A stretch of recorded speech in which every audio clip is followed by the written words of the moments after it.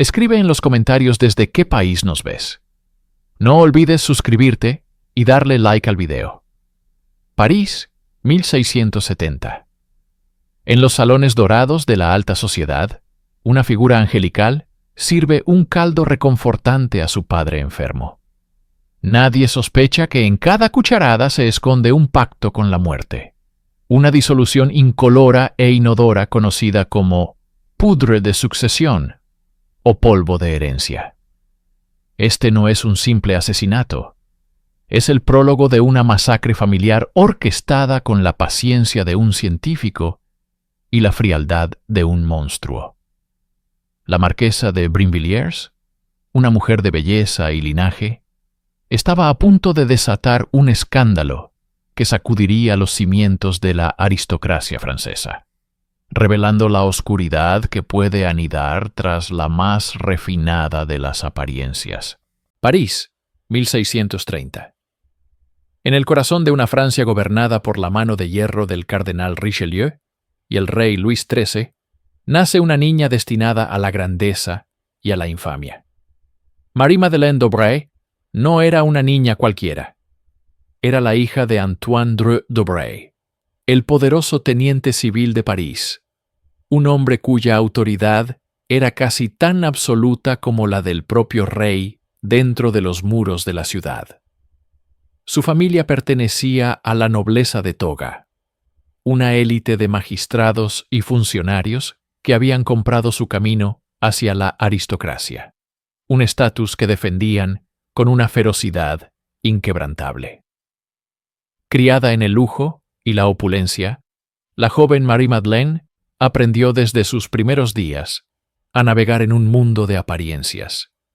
Su educación fue impecable, su comportamiento, un estudio de la gracia y la piedad. Para el mundo exterior, era un ángel, una criatura de belleza delicada y modales exquisitos, el epítome de la virtud aristocrática. Pero bajo la superficie dorada de la casa d'Aubray se agitaban corrientes oscuras y venenosas.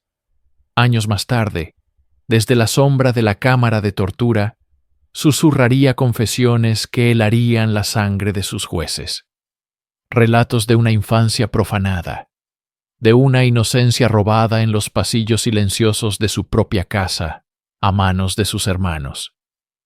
Estas acusaciones, aunque imposibles de verificar, pintan el retrato de una herida psicológica profunda, una fractura en el alma de la niña que se convertiría en monstruo.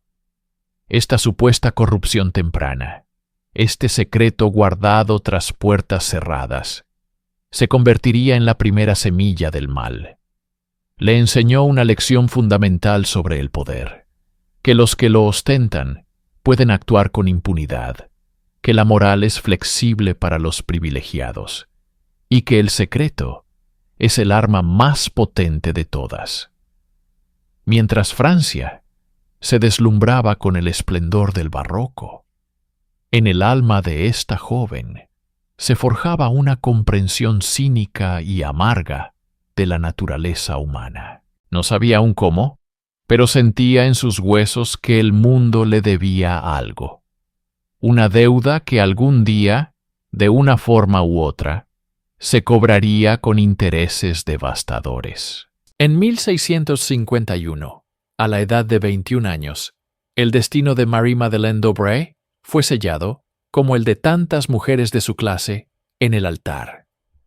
Su matrimonio con Antoine Gobelin de Brinvilliers, marqués y oficial del regimiento de Normandía, fue una transacción cuidadosamente calculada. La fortuna de ella se unía al título de él, una fusión de nuevo poder y vieja sangre que beneficiaba a ambas familias. Para Marie-Madeleine, sin embargo, no fue más que el intercambio de una jaula dorada por otra. El marqués de Brinvilliers era un hombre consumido por sus vicios. Jugador empedernido y libertino notorio, su vida era una sucesión de deudas de juego y amantes pasajeras.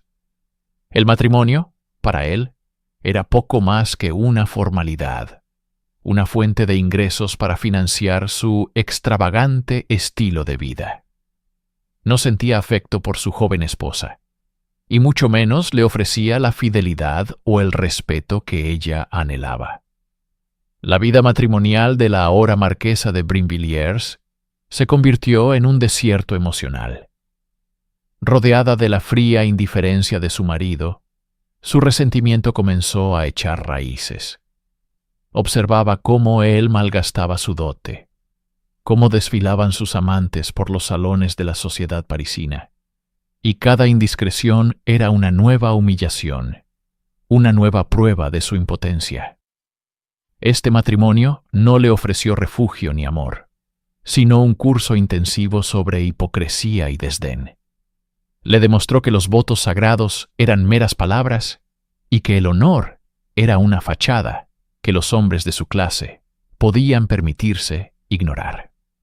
La soledad y el desprecio se convirtieron en sus compañeros constantes. Mientras su marido buscaba placer en otros lugares, ella se retiraba a un mundo interior cada vez más oscuro, un lugar donde la fantasía y la amargura se entrelazaban. El matrimonio que debía cimentar su estatus social se convirtió en el catalizador de su rebelión. Sin saberlo, el disoluto marqués, en su negligencia, estaba a punto de introducir en su hogar al hombre que no solo robaría el corazón de su esposa, sino que también le entregaría las llaves de un poder mucho más oscuro y definitivo que el dinero o los títulos. Fue el propio marqués de Brinvilliers quien, en un acto de suprema ironía, encendió la mecha que haría estallar su mundo. En su círculo de amistades disolutas se encontraba un apuesto capitán de caballería llamado Godin de Sainte-Croix. Un hombre encantador, audaz, y al igual que el marqués, con una moralidad laxa y una constante necesidad de dinero. Cuando Sainte-Croix fue presentado a la marquesa, la conexión fue instantánea y eléctrica.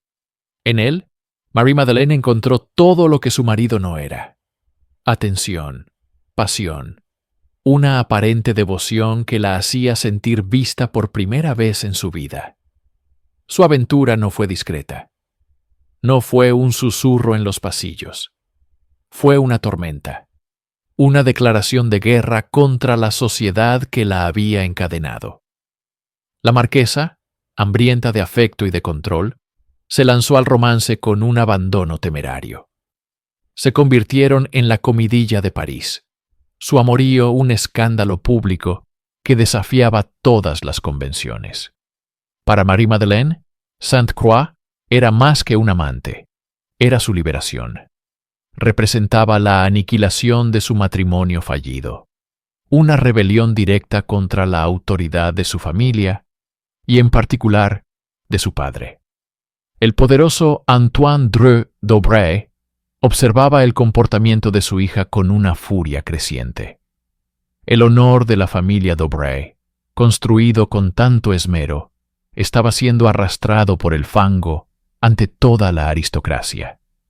La deshonra era pública, intolerable. Las advertencias se convirtieron en amenazas, pero la marquesa, embriagada por su primer sorbo de verdadera autonomía, se negó a ceder. La obsesión de Marie-Madeleine por Sainte-Croix se profundizó, transformándose en una dependencia emocional absoluta.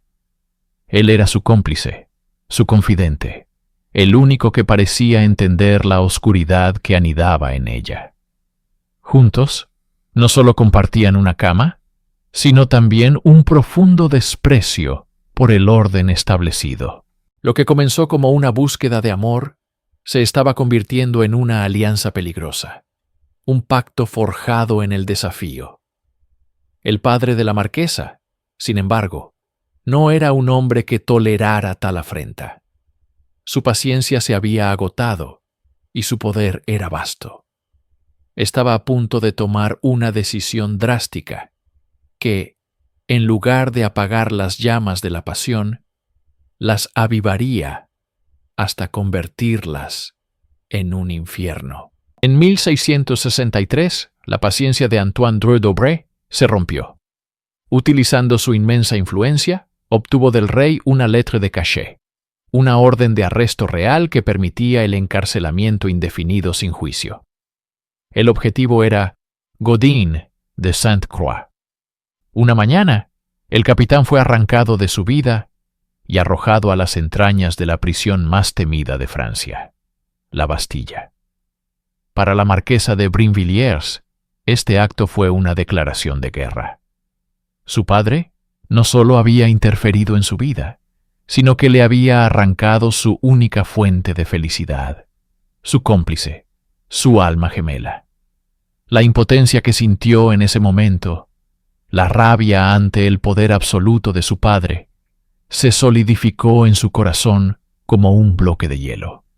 El amor se agrió, transformándose en un odio frío y calculador. La venganza dejó de ser una fantasía para convertirse en un propósito. Pero la Bastilla, destinada a ser el fin de su romance, se convirtió irónicamente en su crisol. En la penumbra de su celda, Sainte-Croix no encontró el arrepentimiento, sino la oportunidad. Su compañero de infortunio era un enigmático italiano llamado Exili, un hombre que se rumoreaba era un maestro en el antiguo y discreto arte de los venenos. Día tras día, en la humedad y la oscuridad, Exili compartió sus conocimientos prohibidos. Le enseñó a Sainte-Croix sobre compuestos indetectables, sobre dosis que podían matar lentamente, imitando enfermedades naturales. Le habló del aqua tofana, una pócima insípida, incolora e inodora, el arma perfecta para un asesinato silencioso. Mientras Marie-Madeleine alimentaba su rencor en el exterior, su amante se estaba graduando en una escuela de muerte. Cuando Sainte-Croix fue finalmente liberado casi un año después, era un hombre diferente.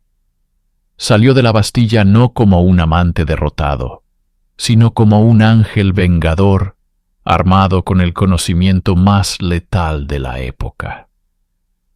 Se reunió con su marquesa, y su reencuentro no fue solo el de dos amantes, sino el de dos conspiradores. El dolor que habían compartido ahora tenía un antídoto, un plan. La injusticia de su padre sería respondida, no con súplicas, sino con una ciencia secreta, aprendida en la prisión del rey. La venganza había encontrado su método. La intervención de Dreux d'Aubray, lejos de extinguir la llama de la pasión prohibida, la avivó con el combustible del resentimiento. Al ordenar el arresto de Gaudin de Sainte-Croix y su encierro en la Bastilla, el patriarca creyó haber extirpado el cáncer que amenazaba el honor de su familia. No podía estar más equivocado. La Bastilla, ese sombrío monolito de la justicia real, no fue para Sainte-Croix una celda de reflexión, sino un aula de posgrado en el arte de la maldad. El destino, en su infinita y cruel ironía, colocó en su camino a un compañero de infortunio que cambiaría el curso de la historia. Un enigmático italiano llamado Exili. Exili no era un criminal común. Era un maestro en una ciencia oscura y temida, un alquimista de la muerte, un reputado experto en venenos que, según se susurraba, había perfeccionado su arte bajo la tutela de los infames Borgia. En la penumbra de su celda compartida, entre susurros febriles y miradas cómplices, Exili encontró en Sainte-Croix un alumno ávido y sin escrúpulos. Le reveló los secretos del aqua tofana, un veneno incoloro, inodoro e insípido, una mezcla a base de arsénico tan sutil que podía matar lentamente durante meses, imitando los síntomas de una enfermedad natural y frustrando a los médicos más competentes. Le enseñó a calibrar las dosis, a entender la latencia de sus efectos, a convertir un simple vaso de vino o un plato de sopa en un arma indetectable. Para Sainte-Croix, cada lección era una revelación. El veneno no era solo un instrumento de venganza contra el hombre que lo había encarcelado. Era la llave maestra para un futuro sin obstáculos. Con él, podría eliminar a cualquiera que se interpusiera entre él y Marie-Madeleine. Y más importante aún, entre ellos y la vasta fortuna de la familia d'Aubray. Mientras Marie-Madeleine esperaba en el exterior, su corazón endureciéndose con cada día de separación, Sainte-Croix se estaba forjando en la oscuridad. Cuando finalmente fue liberado en 1663, no era el mismo hombre que había entrado. Salió de la Bastilla con un conocimiento letal y un plan perfectamente definido, listo para compartirlo con su amante. El pacto de amor se había transformado en un pacto de muerte. Cuando Sainte-Croix salió de la Bastilla, el reencuentro con Marie-Madeleine no fue solo el de dos amantes reunidos, sino el de dos conspiradores listos para actuar. Él traía el conocimiento teórico, la ciencia de la muerte aprendida de Exili. Ella poseía la audacia, la posición social y la frialdad necesarias para ponerla en práctica. Juntos, establecieron un laboratorio clandestino en una de las habitaciones del apartamento de Marie-Madeleine. Allí, rodeados de alambiques, morteros y frascos con polvos blancos, perfeccionaron las letales recetas. Pero la teoría y la preparación en el laboratorio no eran suficientes. Necesitaban probar la eficacia de sus creaciones, calibrar las dosis con precisión humana, observar los síntomas en carne y hueso. Necesitaban sujetos de prueba. Y Marie-Madeleine encontró el campo de experimentación perfecto. Un lugar donde su presencia no levantaría sospechas y donde las víctimas eran invisibles para la sociedad. Los hospitales de París. Adoptando la máscara de una dama piadosa y caritativa, la marquesa de Brinvilliers comenzó a frecuentar el Hôtel Dieu, el principal hospital para los pobres de la ciudad. Se movía por las salas superpobladas y pestilentes, con una sonrisa serena, ofreciendo palabras de consuelo y, sobre todo, pequeños regalos. Entregaba galletas recién horneadas, pasteles delicados, caldos reconstituyentes y frascos de vino a los pacientes más enfermos y desamparados. Nadie sospechaba que aquella ángel de la misericordia era en realidad un ángel de la muerte.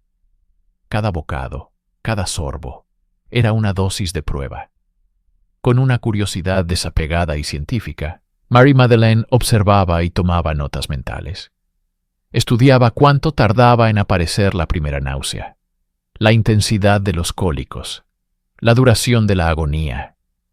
Si la dosis era demasiado fuerte y la muerte demasiado rápida, la ajustaba.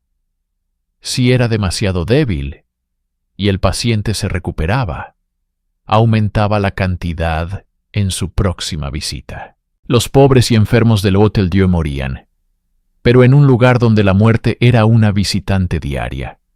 Nadie conectó los puntos. Nadie imaginó que la elegante y devota marquesa estaba perfeccionando el asesinato como si fuera una receta de cocina, utilizando a los más vulnerables, como sus conejillos de indias. Con los experimentos completados y el método perfeccionado, la fase de prueba había terminado. Era el momento de dirigir el arma invisible hacia su primer objetivo real, el origen de todo su resentimiento, su propio padre, Antoine Dreux d'Aubray. La venganza, para Marie-Madeleine, no sería un acto impulsivo y febril, sino una obra maestra de paciencia y crueldad calculada. Fingiendo un arrepentimiento y un deseo de reconciliación que no sentía, regresó a la casa familiar. Se transformó en la hija devota, la cuidadora atenta, ganándose de nuevo la confianza de un padre que, quizás, se sentía culpable por la dureza con la que había actuado. Esta fachada de piedad filial fue su mayor arma. A partir de 1666, comenzó la lenta y metódica ejecución. El veneno, el aqua tofana perfeccionado en su laboratorio secreto, se convirtió en un ingrediente más en la dieta de su padre. Una gota en su vino, una pizca en su sopa, una dosis infinitesimal mezclada en su postre. Día tras día, semana tras semana, el veneno hacía su trabajo silencioso. Dreux d'Aubray, un hombre robusto y enérgico, comenzó a debilitarse. Sufría de violentos dolores de estómago, vómitos incesantes y una sed que nada podía saciar. Los médicos más reputados de París fueron llamados a su lecho, pero se encontraron desconcertados.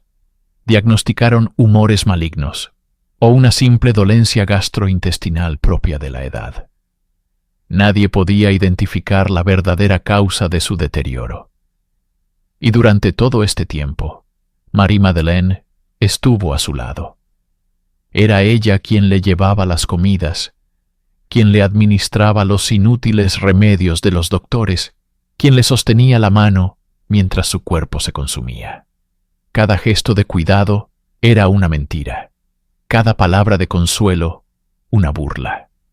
Sostenía en sus manos el poder absoluto sobre la vida y la muerte de su padre, observando con una frialdad escalofriante cómo el hombre que la había desafiado se marchitaba ante sus ojos. El 10 de septiembre de 1666, después de meses de una agonía orquestada, Antoine Dreux d'Aubray finalmente murió. Su muerte fue declarada natural. Marie-Madeleine había cometido el crimen perfecto. La muerte del patriarca d'Aubray fue una victoria para Marie-Madeleine, pero una victoria incompleta. La inmensa fortuna familiar, el verdadero premio que ella y Sainte-Croix codiciaban, ahora estaba dividida. Según la ley, ella solo heredaba una parte. El grueso de la herencia y los importantes cargos de su padre pasaron a sus dos hermanos, Antoine y François d'Aubray. Para la marquesa, no eran más que dos obstáculos que debían ser eliminados. La avaricia había suplantado por completo a la venganza como principal motor de sus crímenes. La estrategia, sin embargo, debía cambiar. Ya no podía administrar el veneno personalmente día tras día. Necesitaba un agente, una mano ejecutora que pudiera infiltrarse en los hogares de sus hermanos. Sainte-Croix encontró al hombre perfecto para el trabajo, un lacayo a su servicio llamado Jean Hamelin, apodado La Chaussée. Era un hombre sin escrúpulos y leal a su amo, el peón ideal para su partida de ajedrez mortal. Sainte-Croix consiguió que La Chaussée fuera contratado como sirviente en la casa de François d'Aubray. Desde esa posición, el asesino a sueldo tenía acceso directo a la comida y la bebida de los hermanos. El plan se puso en marcha en la primavera de 1670. Durante una cena de Pascua en la que Antoine visitaba a François, La Chaussée sirvió un pastel de pichón, un plato festivo y delicioso que ocultaba una dosis letal de veneno. Poco después de la cena, ambos hermanos y un invitado cayeron violentamente enfermos. Los síntomas eran horribles y familiares: calambres agudos, vómitos y una sed abrasadora. El invitado sobrevivió, pero los hermanos d'Aubray no tuvieron tanta suerte. François, que vivía una vida de excesos, sucumbió rápidamente, muriendo en cuestión de días en junio de 1670. Antoine, de constitución más fuerte, resistió. Luchó durante meses, su cuerpo devastado por el mismo mal invisible que había matado a su padre. Los médicos, una vez más, estaban perplejos. Mientras Antoine agonizaba, La Chaussée fue, amablemente, transferido a su servicio para cuidarlo, asegurándose de que cualquier posibilidad de recuperación fuera aniquilada con dosis adicionales. Finalmente, él también murió. Con sus hermanos bajo tierra, Marie-Madeleine se convirtió en la única heredera de la colosal fortuna d'Aubray. Había aniquilado a su familia directa, uno por uno, con una eficiencia despiadada. Pero una serie de muertes tan convenientes y con síntomas tan extrañamente similares no podía pasar desapercibida para siempre. Las primeras semillas de la sospecha comenzaban a germinar en la corte de París. En el corazón de la conspiración de la marquesa de Brinvilliers yacía un arma de una sutileza aterradora, un agente de muerte, que no dejaba rastro, que no gritaba su presencia. Era conocido en los círculos más oscuros de París con un nombre que helaba la sangre: la poudre de succession, el polvo de la sucesión. Este nombre, cargado de un cinismo macabro, revelaba su propósito: acelerar herencias, eliminar obstáculos familiares y reescribir testamentos con una eficacia silenciosa. Sainte-Croix, con su conocimiento alquímico pervertido, había perfeccionado una fórmula basada principalmente en arsénico, un veneno que, en el siglo XVII, era prácticamente indetectable. Pero su genio maligno no residía en la sustancia en sí, sino en el método. El polvo de la sucesión no era un veneno de golpe fulminante, era un asesino paciente. Se administraba en dosis minúsculas, mezclado en caldos, vinos, agua o dulces, a lo largo de semanas o incluso meses. La víctima comenzaba a sentir un malestar vago, una fatiga persistente. Luego venían los dolores de estómago, las náuseas, una sed insaciable y un deterioro físico lento y agónico. Los médicos de la época, con sus conocimientos limitados, diagnosticaban tisis, fiebres gástricas o simplemente un desequilibrio de los humores. La muerte, cuando finalmente llegaba, parecía el resultado de una larga y penosa enfermedad natural. Marie-Madeleine manejaba este poder con una frialdad clínica que desafía la comprensión. Antes de usarlo contra su propia familia, perfeccionó su técnica en el lugar más vulnerable de París, el Hospital Hôtel-Dieu. Bajo el pretexto de la caridad, visitaba a los enfermos, ofreciéndoles bizcochos y bebidas reconfortantes. Cada dulce era un experimento, cada sorbo una prueba. Observaba sus reacciones, ajustaba las dosis, tomaba notas mentales sobre los tiempos y los síntomas. Los pobres y desamparados se convirtieron en sus conejillos de indias, sus muertes anónimas y sin importancia, simples datos en su estudio de la aniquilación. El veneno se convirtió en una extensión de su voluntad, un instrumento que le otorgaba un poder casi divino sobre la vida y la muerte. Era invisible, silencioso y en sus manos, infalible. Tras la muerte de su padre, y poco después, la de sus dos hermanos, una extraña y funesta coincidencia comenzó a cernirse sobre la familia d'Aubray.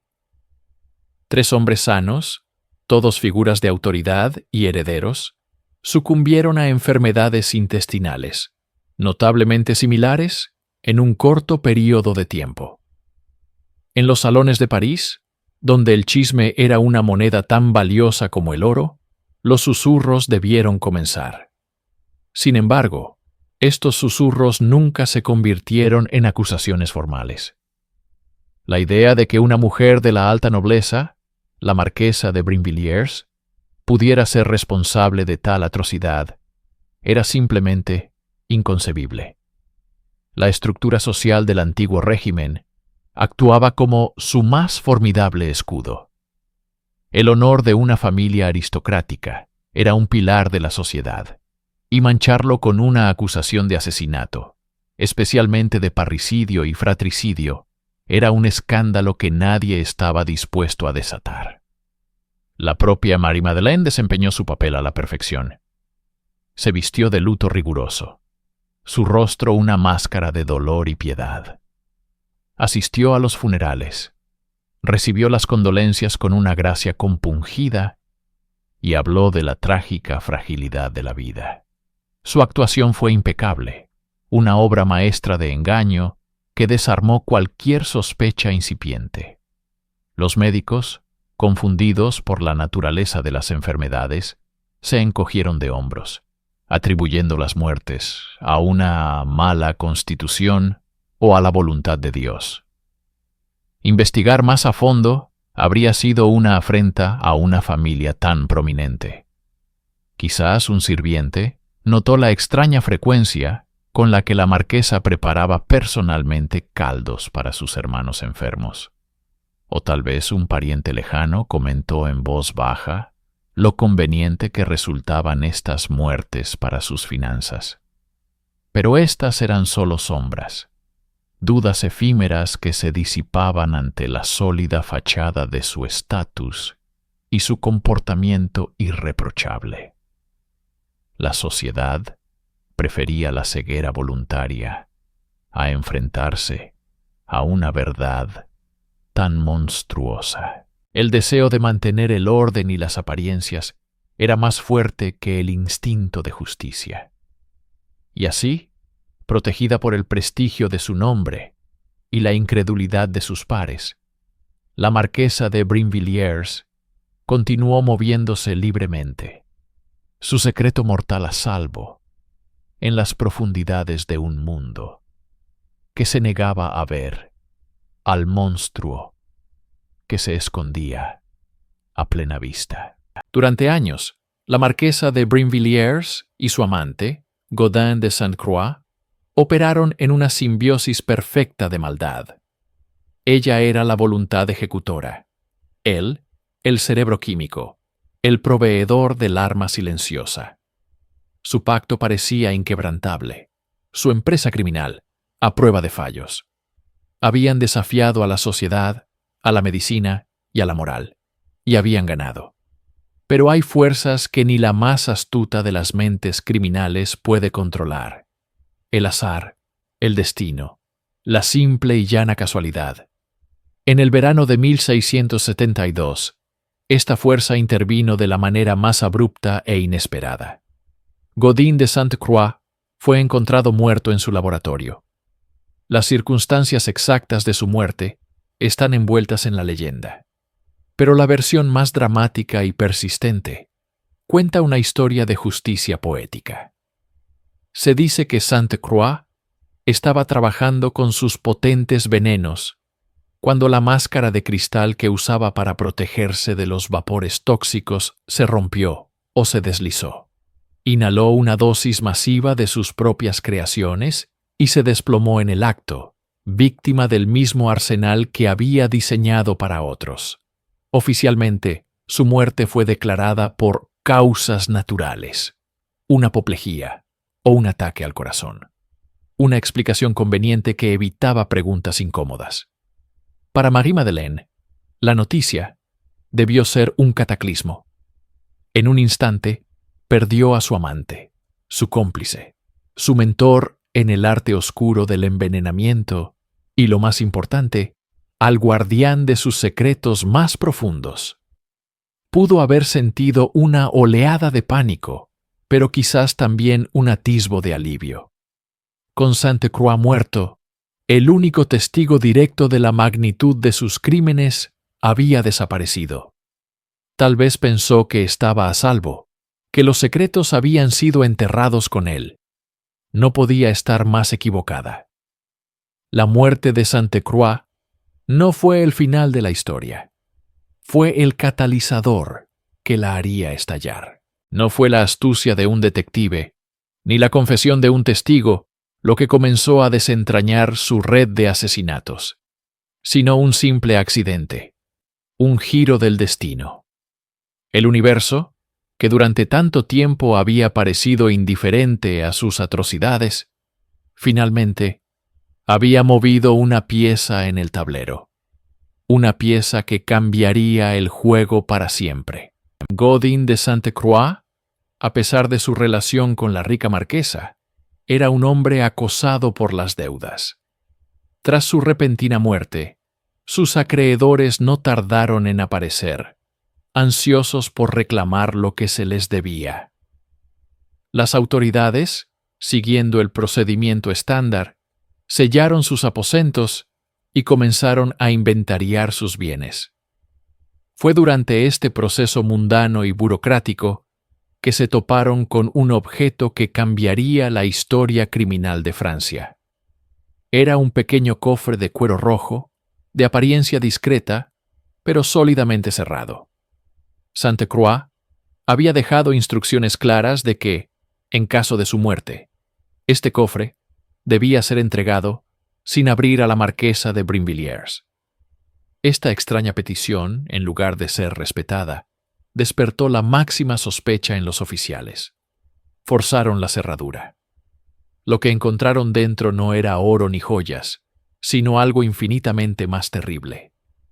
El cofre escarlata era la caja de Pandora de la marquesa, y al abrirla, todos sus demonios salieron a la luz. En su interior, cuidadosamente dispuestos, había una colección de viales que contenían los venenos que habían acabado con la familia d'Aubray. Junto a ellos, un paquete de cartas. Eran las misivas que Marie-Madeleine le había escrito a su amante. Cartas llenas de pasión, pero también de planes siniestros y detalles incriminatorios.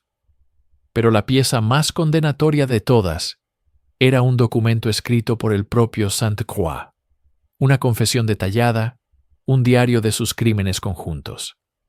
En él describía la composición de los venenos, las dosis administradas y nombraba a las víctimas una por una. El padre, los hermanos, incluso revelaba los planes futuros, incluyendo el asesinato del propio marqués de Brinvilliers. Cuando la noticia del descubrimiento del cofre llegó a oídos de Marie-Madeleine, el suelo debió desaparecer bajo sus pies.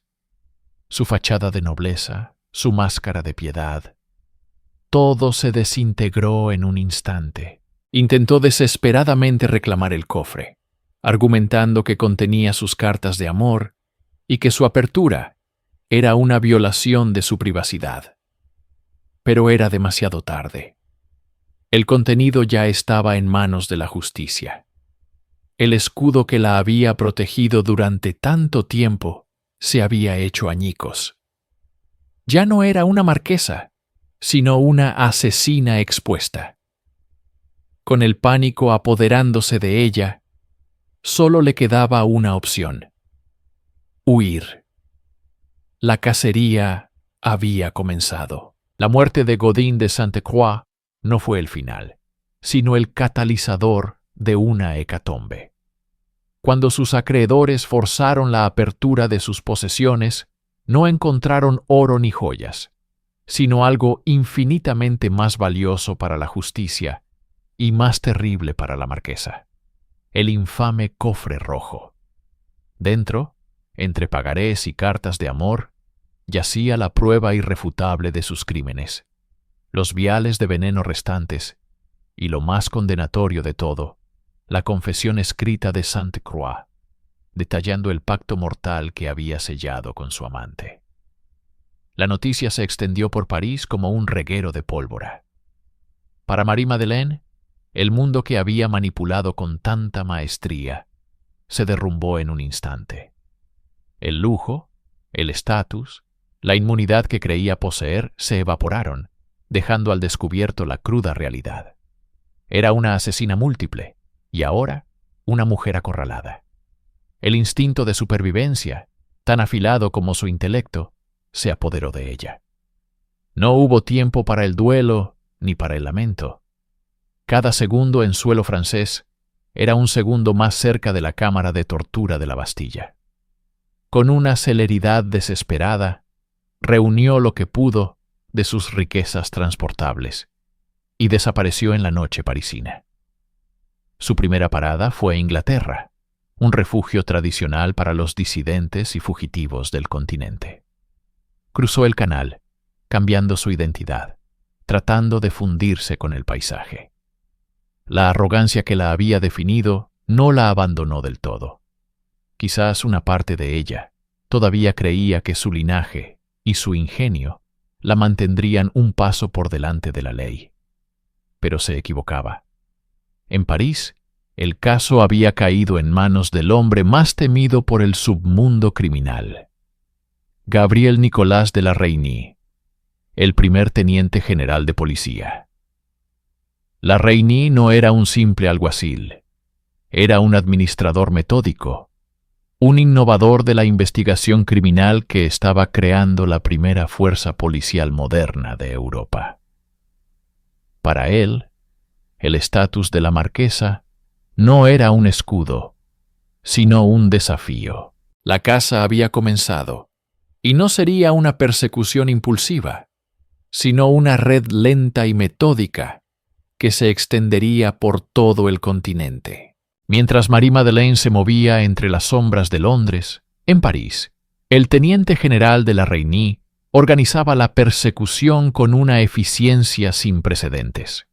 Este no era un asunto local, era una afrenta al reino de Francia y al orden social que Luis XIV intentaba imponer.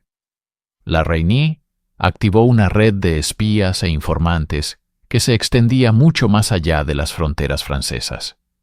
Se enviaron despachos a embajadores y agentes en toda Europa, describiendo a la fugitiva, sus posibles alias y la gravedad de sus crímenes.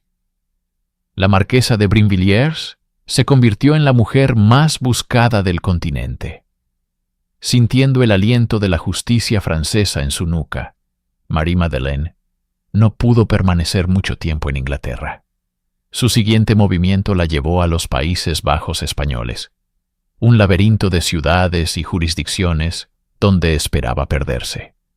Vivió bajo nombres falsos, moviéndose de Valenciennes a Amberes y luego a Cambrai. Su vida de fugitiva era una pálida sombra de su existencia anterior. El dinero, que alguna vez fluyó como el agua, comenzó a escasear. La paranoia se convirtió en su compañera constante. Cada nuevo rostro era una amenaza potencial, cada golpe en la puerta un posible arresto. La mujer que había organizado banquetes y seducido a la corte, ahora se veía reducida a una existencia precaria, siempre mirando por encima del hombro, dependiendo de la caridad o de la venta de las últimas joyas que le quedaban. Pero la red de la Reynie era paciente y tenaz. Sus agentes, liderados por un oficial particularmente astuto, llamado François de Grès, seguían su rastro. No se trataba de una persecución de película, sino de un lento y metódico trabajo de inteligencia. Recopilaban rumores, interrogaban a contactos, seguían el rastro del dinero. El cerco se estrechaba, no con la velocidad de un depredador, sino con la inexorable certeza de una marea creciente. Finalmente, tras meses de búsqueda, llegó un soplo decisivo. La fugitiva había buscado refugio en un lugar donde creía que la ley de los hombres no podría alcanzarla, un convento en la ciudad de Lieja. Pensó que los muros sagrados le ofrecerían un santuario, una última barrera contra el mundo exterior. Para la Reynie y Desgres, sin embargo, no era un santuario, era el final del tablero de ajedrez. El convento de Lieja se erigía como un bastión de paz y contemplación, un refugio del tumultuoso mundo exterior. Para Marie-Madeleine, representaba la seguridad.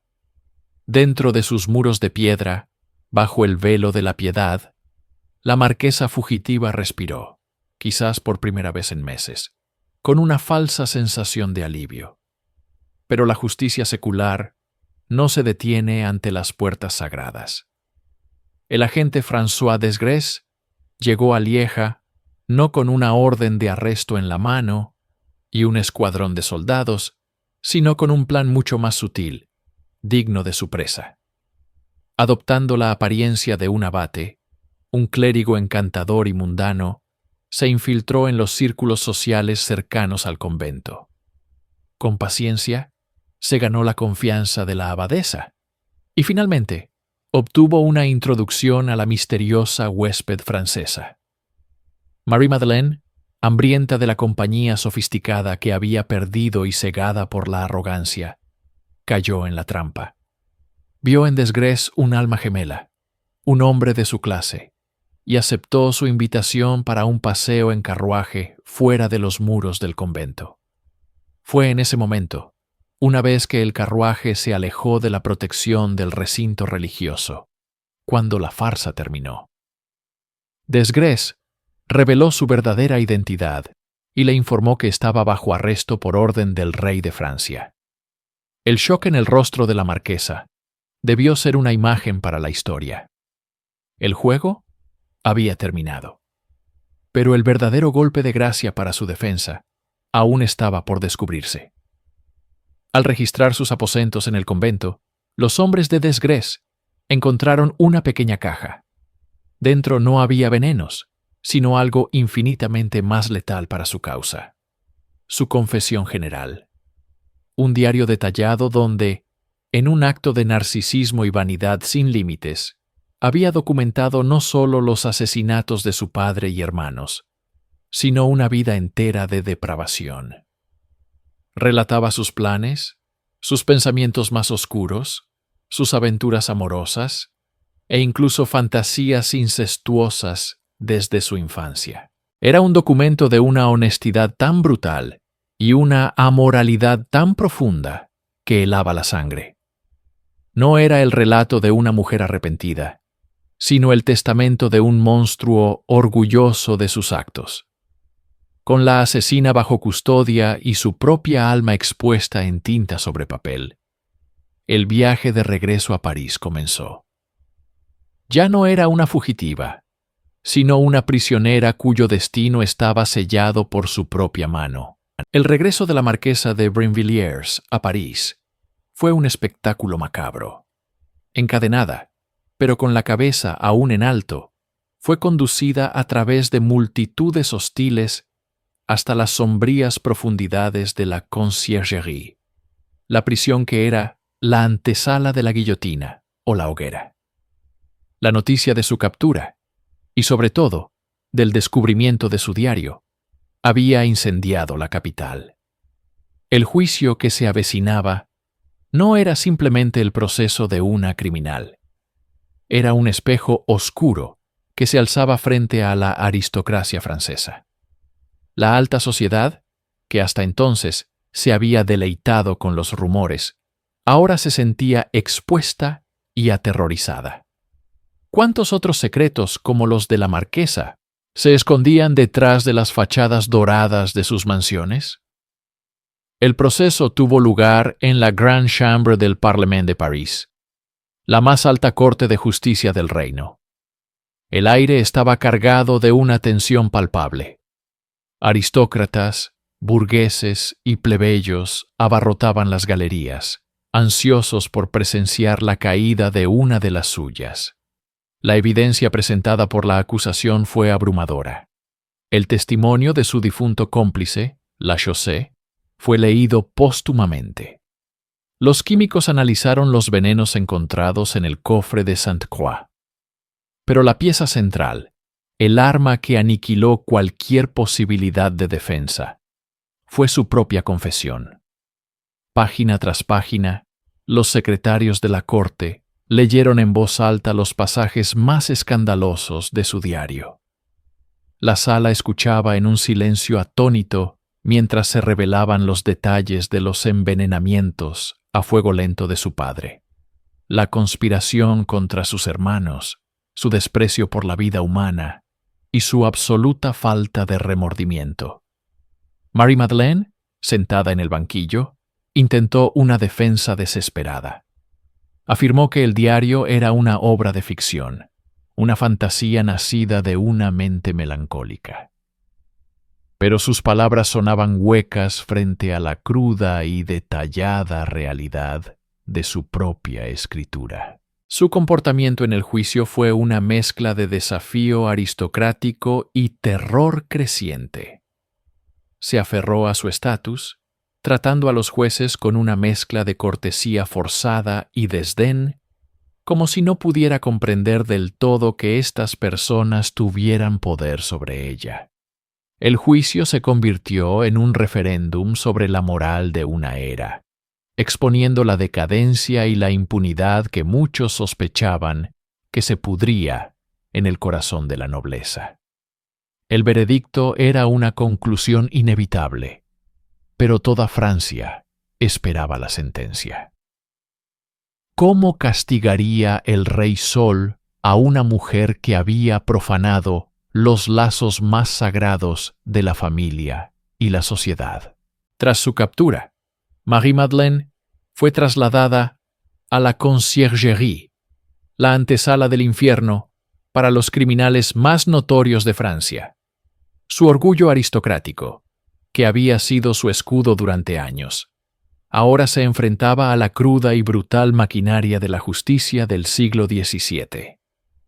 Los magistrados, frustrados por su gélida compostura y sus evasivas respuestas, decidieron someterla al interrogatorio extraordinario, un eufemismo para la tortura sancionada por el Estado. El método elegido fue la tortura del agua, una prueba diseñada no solo para infligir un dolor insoportable, sino para ahogar la voluntad y quebrar el espíritu. La llevaron a una cámara húmeda y oscura, iluminada apenas por el parpadeo de unas antorchas. El aire estaba cargado con el olor a humedad y miedo. Allí, ante la mirada impasible de sus jueces y del verdugo, la ataron a un potro. Su desafío inicial era palpable. Sus ojos, aunque llenos de pavor, aún lanzaban destellos de desdén. El procedimiento comenzó. Le forzaron a tragar enormes cantidades de agua, un embudo de cuerno metido a la fuerza en su garganta. Litro tras litro, su cuerpo se hinchaba hasta un punto antinatural. Sus órganos internos gritaban en agonía. La sensación de ahogamiento era constante, una muerte lenta y repetida. El dolor físico era atroz, pero el asalto psicológico era aún peor.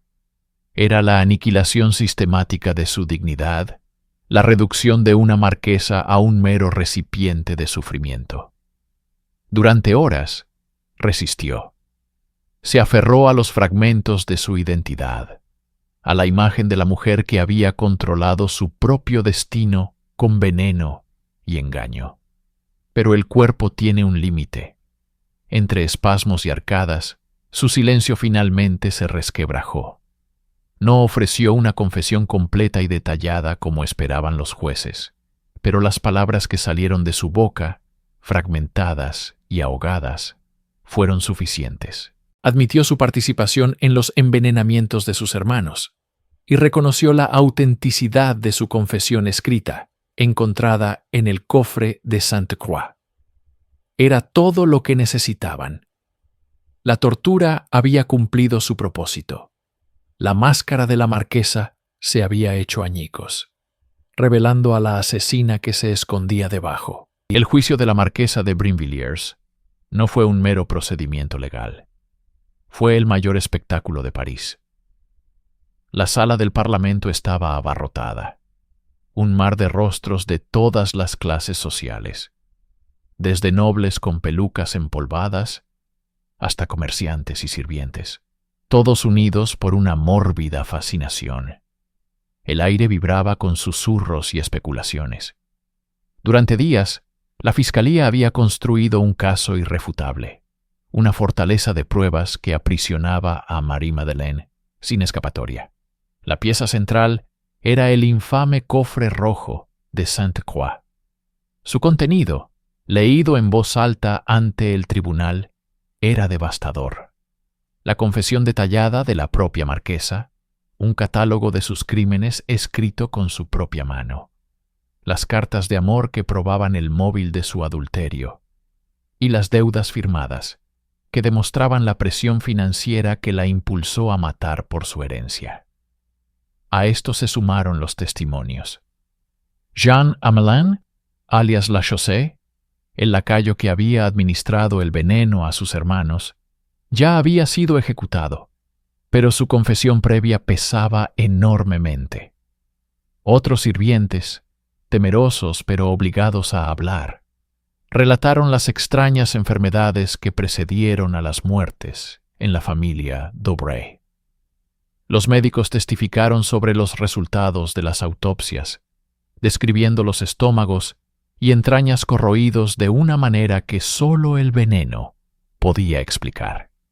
La propia Marie-Madeleine, aunque físicamente debilitada por la tortura, mantuvo una fachada de calma desafiante. Negó el parricidio, el crimen más atroz de todos, aferrándose a una última pizca de honor. Pero sus admisiones parciales bajo coacción habían sellado su destino. El 16 de julio de 1676 llegó el momento del veredicto. Un silencio sepulcral cayó sobre la multitud cuando el presidente del tribunal se puso en pie. Con voz solemne, declaró a Marie-Madeleine d'Aubray, marquesa de Brinvilliers, culpable de múltiples cargos de envenenamiento, incluyendo el de su padre y sus 2 hermanos. La sentencia fue la más severa posible, reservada para los crímenes más horrendos. Sería llevada en una carreta al patíbulo, donde haría una confesión pública, sería decapitada y, finalmente, su cuerpo y su cabeza serían quemados en una pira y sus cenizas esparcidas al viento. La justicia había hablado, y su voz era un trueno que anunciaba el fin. En las horas que mediaron entre la sentencia y la ejecución, Marie-Madeleine experimentó una transformación que ha fascinado a los historiadores durante siglos. Se le asignó un confesor, el abbé Edme Pirot, un hombre piadoso cuya tarea era preparar el alma de la condenada para la muerte. Lo que encontró no fue la criatura fría y calculadora del juicio, sino una mujer que parecía consumida por el remordimiento. A través de los escritos de Pirot, tenemos una ventana a sus últimos momentos. La marquesa confesó sus pecados con una aparente sinceridad abrumadora, expresando un profundo horror por sus actos. ¿Era un arrepentimiento genuino, nacido del terror ante el juicio divino, o la última gran actuación de una maestra manipuladora? Nunca lo sabremos con certeza. El día de su ejecución, 17 de julio de 1676, París era un hervidero. Una multitud inmensa, estimada en cientos de miles, se congregó a lo largo de la ruta desde la Conciergerie hasta la Place de Grève. Era un carnaval de la muerte. La marquesa fue subida a una humilde carreta, descalza, y vestida con una simple túnica blanca, el atuendo de los penitentes. Su largo cabello oscuro caía sobre sus hombros. A su lado, el abbé Pirot le ofrecía consuelo espiritual. El viaje fue una agonía. La multitud la abucheaba, le lanzaba insultos y objetos, una liberación catártica de su propio miedo al veneno que ella representaba. Pero, según los testigos, ella soportó la humillación con una serenidad casi sobrenatural, con los ojos fijos en el crucifijo que sostenía el sacerdote. Al llegar a la plaza, frente a la Catedral de Notre-Dame, fue obligada a realizar la amende honorable, la confesión pública de sus crímenes. Con una antorcha encendida en la mano, declaró en voz alta su culpa y pidió perdón a Dios y al rey. Luego, la carreta continuó hasta el patíbulo. Subió los escalones sin ayuda, su rostro pálido pero compuesto. Se arrodilló. Sus últimas palabras fueron una oración susurrada. El verdugo, un hombre contratado especialmente por su habilidad, actuó con rapidez. La espada de acero silbó en el aire, y en un instante todo terminó. Un grito colectivo surgió de la multitud, una mezcla de horror, alivio y éxtasis macabro. La cabeza de la envenenadora más infame de Francia rodó por el cadalso. El cuerpo de la marquesa de Brinvilliers ardió en la pira, y sus cenizas fueron esparcidas por el viento parisino, un acto simbólico para borrar su existencia de la faz de la tierra. Pero en lugar de extinguir su memoria, el fuego de su ejecución avivó las llamas de una histeria nacional. su caso no cerró un capítulo oscuro. Lo abrió de par en par, revelando una podredumbre que llegaba hasta las más altas esferas de la sociedad francesa. La gente se dio cuenta de que el veneno, el arma silenciosa e indetectable, no era exclusivo de una aristócrata depravada.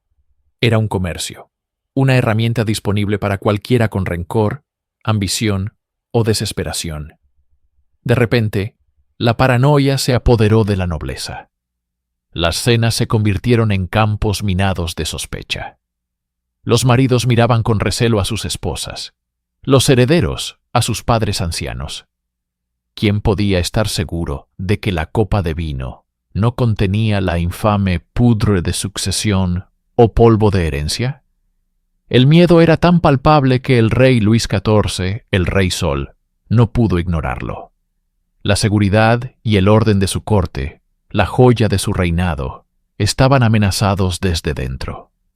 Las revelaciones del juicio de Brinvilliers, especialmente sobre la existencia de una red de boticarios y adivinos que suministraban los venenos, lo obligaron a actuar.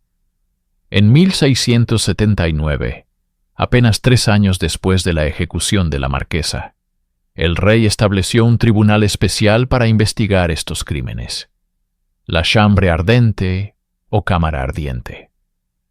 Lo que esta investigación destapó fue mucho más grande y aterrador de lo que nadie había imaginado. El caso de Brinvilliers fue solo el prólogo del Affaire des Poissons, el asunto de los venenos, un escándalo masivo que implicaría a cientos de personas, incluyendo a figuras prominentes de la corte, e incluso a la amante del propio rey, Madame de Montespan. La marquesa de Brinvilliers, en su muerte, se convirtió en algo más que una asesina. Se convirtió en el símbolo de una era de decadencia moral, un catalizador que expuso la hipocresía y la oscuridad que se escondían tras la brillante fachada del gran siglo de Francia, dejando un legado de miedo que tardaría décadas en disiparse.